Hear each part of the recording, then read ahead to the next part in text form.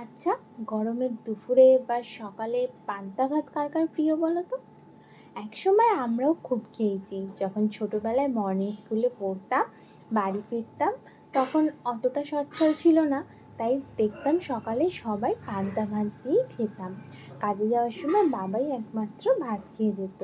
School থেকে ফেরার পর দেখতাম মা আগেকার রাতের বেঁচে যাওয়া তরকারি অথবা একটা ডিম ভাজা বা আলু সেদ্ধ, কখনো কখনো আলুর চপও থাকতো, যেটা দিয়ে আমি মা দুজনে মিলে বসে খেয়ে নিতাম। ওটাই ছিল আমাদের সকালের জলখাবার। তবে এখনকার ওই ইংলিশ ব্রেকফাস্ট, লুচি, পরোটা, চাউমিন, স্যান্ডউইচ এইসব আসার পর তো পান্তা ভাতের চলটা চলেই গেছে বলতে পারো। তবে আজকে অনেক দিন পর সুযোগ পেলাম।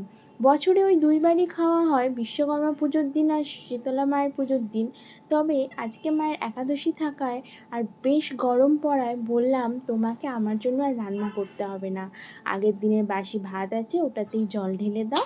আর ১ পিস মাছ ভাজাও ছিল, সেটাকেই বেশ ভালো করে পেঁয়াজ কাঁচা লঙ্কা দিয়ে একটু ভর্তা টাইপের বানিয়ে ঝাল ঝাল করে আমি দুপুরবেলা শান্তি করে পান্তা ভাত খেলাম।